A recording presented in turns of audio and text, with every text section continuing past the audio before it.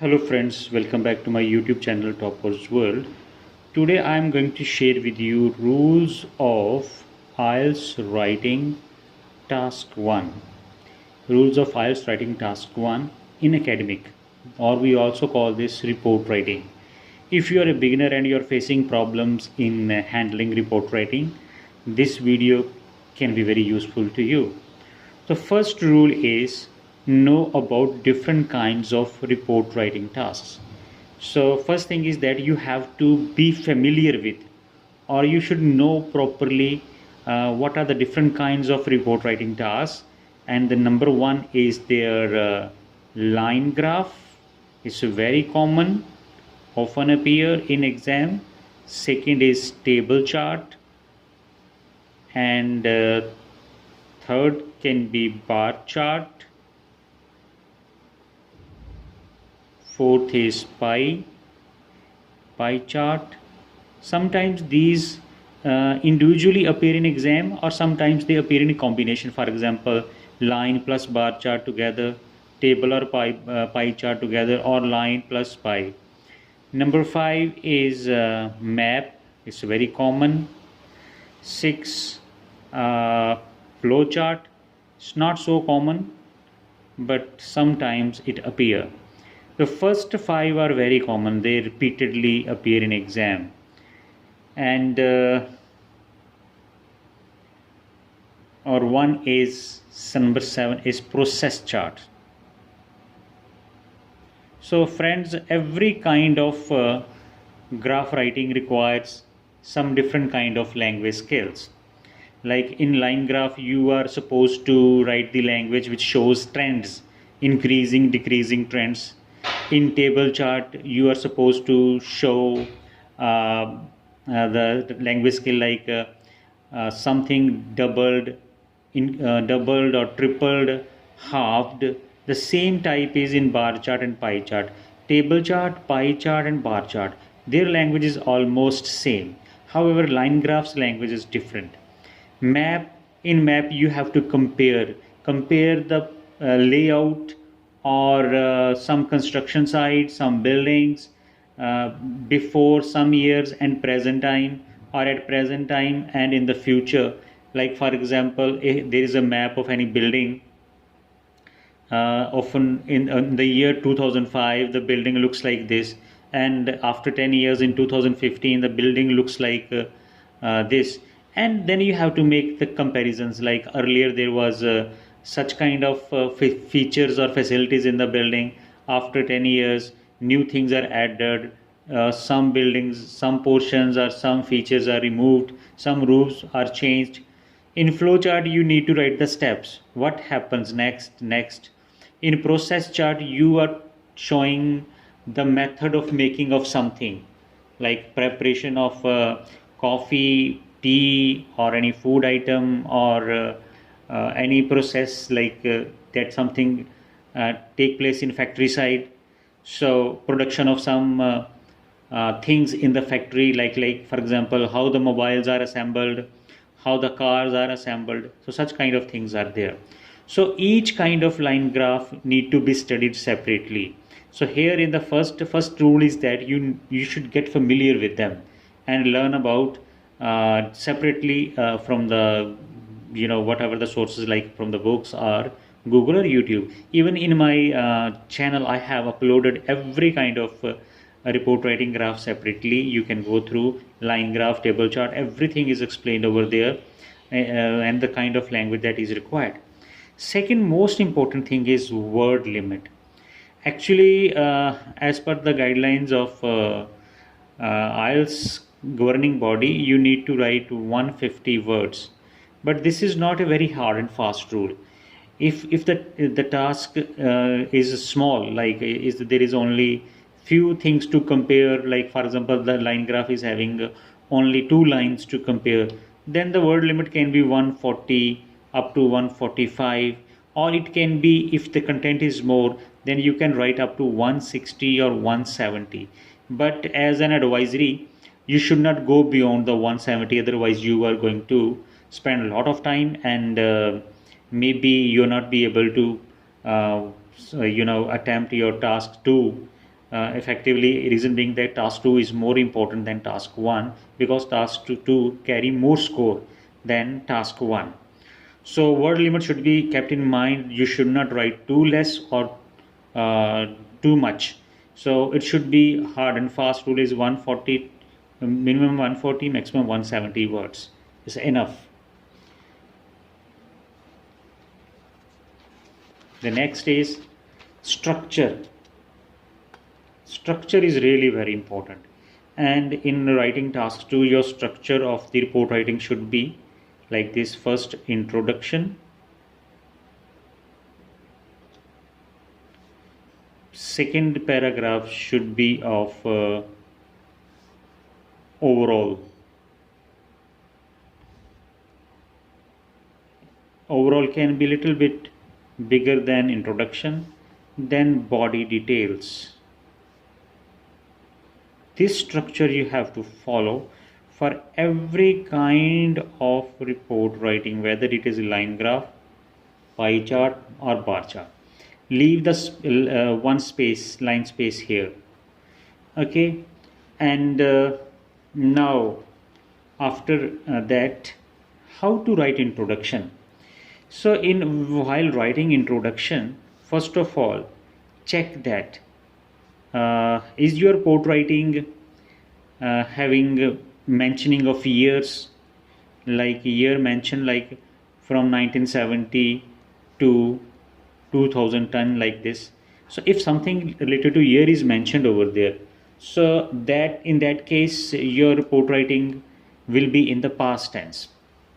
So this thing must be cleared first. Then second thing is which type of tasks are you attempting? Is it line graph, bar chart, pie chart, whatever? So you should start your introduction like the provided line graph, bar chart, pie chart, whatever. Vividly means clearly. This is adverb. Vividly shows. This is first form plus s. It means that our introduction will always be in present tense. Introduction will always be in the present indefinite tense. So the provided line graph vividly shows or compares whatever. Either you will write shows or compares or describes, illustrates. Anything among them you can use depending upon your task. So mostly if there are 2 or 3 lines in the line graph, then compare. In table chart we will use compare, bar chart compare. Even the pie charts, 2 pie charts are given, then again you will use word compares or just shows the comparison between, like this. So the provided pie charts, if the pie charts if the subject is plural, suppose there are 2 pie charts, then you are not supposed to use s or shows. That will become show. If the 2 or 3 charts are given, then you need not to write s. Otherwise there will be a blunder, mistake in grammar. In present indefinite tense, subject after that verb plus s or es. But if the subject is plural, then only first form is needed over there. So the provided line graph vividly shows changes in the sales of something, like sales of cars and bikes. Yeah, the provided line graph vividly compares total sale figures of cars and bikes during the period of 30 years from 1970 to 2000, or 40 years from 1970 to 2010. So in this way you can write introduction, and you can paraphrase here the task wording. Never write or copy the task wording as it is. Try to write that in your own words.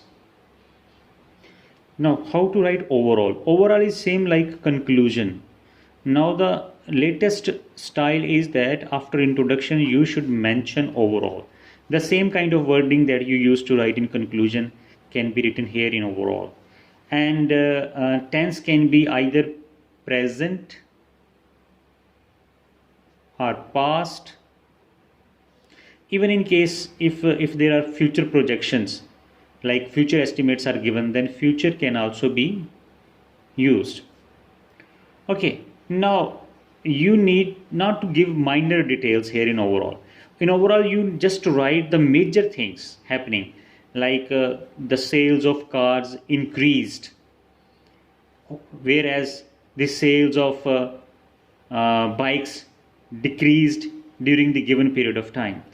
So you can start writing like this. It can be seen that. So you can start from it can be seen that, or in general, it can be seen that sales of computers increased during the given period of time, whereas mobiles declined. Okay, or if there is something like related to future, so it is expected to increase, the sales of mobiles expected to double in the future, like in this way. So overall means highest or lowest figures you will highest or lowest trend you will mention. No data, keep in mind that no data should be reported here in overall. You are not supposed to write thousands of cars were sold and 9,000 cars were sold in that year. No figure, no year should be mentioned. In the beginning of the time period, at the end of the time period, just two words you will need to write. In the beginning, the sale was less, and at the end of the time period, it doubled or increased manifold. For cases like process chart, you can mention that there are 5 steps, there are 6 steps in the process of making of coffee or in the process of making of tea, like this. In case of map writing, you can also mention the language like that. Earlier there were few facilities, but now the number of facility increased, new features are added, some of the buildings removed and new buildings are added, or in future they will add more features in the building of a school or canteen, something like that. So after that, the most important is body details. Here you need to, if the year was mentioned in the introduction, your body details would be in the past tense. Okay, if there is any process, in case of process chart or flow chart, your language should be present indefinite, and it can be active or passive voice. For that, I have already made separate videos like how to write passive language for process charts and how to write a language for map charts. So you can go through those videos for this.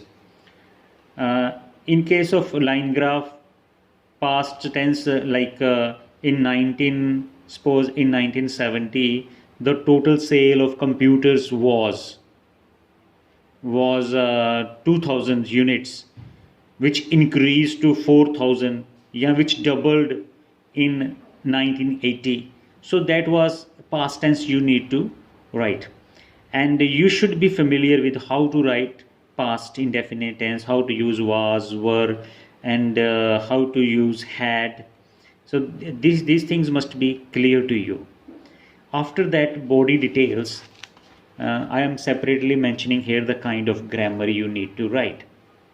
So I already told you that in body details, the tenses are the most important. You must have knowledge of tenses, and in that case you should learn properly how to use is, am, are, was, were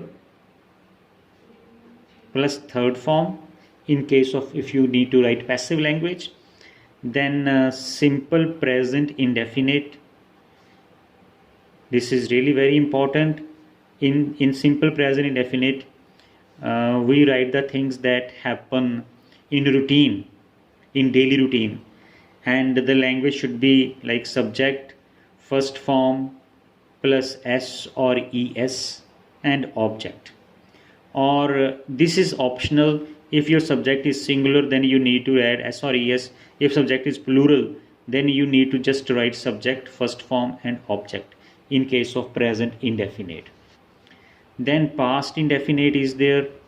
You can go through some grammar videos.